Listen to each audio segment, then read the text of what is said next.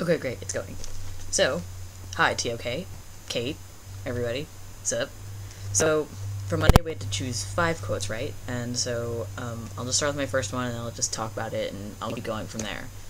So my first one is, as I say, there were many in Germany who recognized this story as rank mythology. There was nevertheless They were nevertheless held captive by it simply because the vast majority of them thought it sounded wonderful and were willing to give their lives to make it a reality. I think so. Even if you weren't personally captivated by the story, you were captive all the same, because the people around you made you a captive. You were like an animal being swept away in the middle of the stampede. That's right. And if you privately thought the whole thing was madness, you had to play your part. You had to take your place in the story. And there's a little bit more to that, but I didn't want to finish that. Stuff's happening on my computer. But what I thought about that was, I thought it was interesting. The basic lines that still talk about Germany, which I know is just an example. Germany itself, I thought it's just interesting because I know this seems like a story we'd think it was crazy, right? You just like, the master race, everyone shall be German. But it seems totally crazy to us, but a lot of people thought it was true, and everyone who didn't, they were held captive by it, and nobody could do anything. And the point that they were making that is like that now, that kind of made me think about it, and I was like, oh, what are you talking about? I don't feel held captive, but it's true. Like, reading on later in the book, and they're talking about, like, what makes us captive, and it's true, it was just a new revelation for me, all being held captive by a story, and even if you realize that you can't do anything or go anywhere, because the vast majority is all for it, and you can't do anything about it. That concept kind of just hit me, and I was like, whoa. It's like, no matter what I do, it's just there, and you can't hide from it.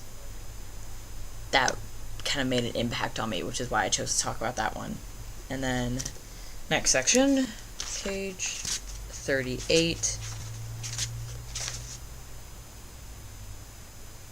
Oh, what was I? They're talking about takers and leavers, so this is actually page 39. Good. So henceforth, I'm going to call the people of your culture takers, and the people of all other cultures leavers. I hummed a bit. I have a problem with that. Speak. I don't see how you can lump everyone else in the world into one category like that. This is the way it's done in your culture, except that you use a pair of heavily loaded terms instead of these relatively neutral terms. You call yourselves civilized, and the rest primitives. You are universally agreed on these terms. I mean that the people of London and Paris and Baghdad and Seoul and Detroit and Buenos Aires and Toronto all know that. Whatever else separates them, they are united in being civilized and distinct from Stone Age people scattered across the world. You consider or recognize that, whatever their differences, these Stone Age people are likewise united in being primitive. Yes, that's right. I guess I could go on. That's another section that I was like, yeah, we're civilized, they are primitive, but the way they said that, those are heavily loaded terms, and like, they really are, because it seems like putting those levels on it, whereas the word primitive, you think of something as primitive, you're like, it's, generally the idea is that it's not good, it's bad, it's out of date, anything of those sorts. You call someone primitive, totally insulting them.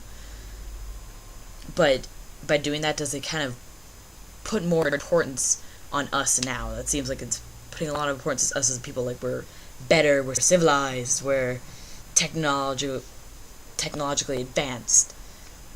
I'm not sure that was how it's intended to start with. I mean, I'm sure some people were like, civilized, primitive bad, civilized good. But like, if without the primitive, the levers, I think is what it's called, there would have been no us. There would be no civilization, no takers. Without that other step, there wouldn't have been anything, but we still kind of insult them with that term. And that kind of made me feel uncomfortable. I'm like, I'm not sure I feel good about using that word anymore. Thinking about, it's like, you can't insult it because that's where you're from. It's like, I don't know, me being like, That'd be like me making up some sort of term to insult everybody in Oregon, but it's where I'm from, or making up some term to insult like my ancestors or like Portuguese people. I don't know. That'd be insulting them as a group, but it seems like I can't logically or moralistically do that because it's where I'm from. So it's like insulting yourself. It's like the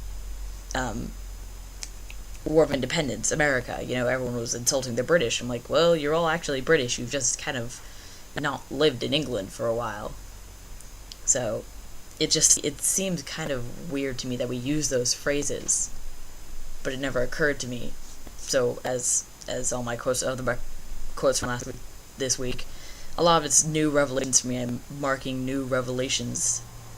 This one seemed important to me, that insulting the primitive cultures. That's definitely changing. I probably won't be using that word very much anymore without the annoying air quote thing. For my headphones. Page 46. I didn't write down a section for some reason, but I'm hoping I'll know when I want to look at when I get there. Oh, 46.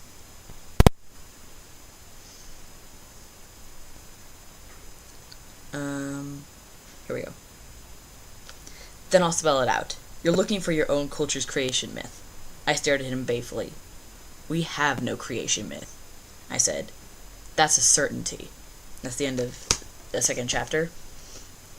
And to me, I mean, reading the book, I'm like, I still don't entirely feel like we have a creation myth, because like you think about creation myths, you think of like the creation myth of the Greeks, where they were all molded out of clay by the gods, and like you think of creation myths are fantastical and amazing, and we're just like, we don't have any of that, unless you're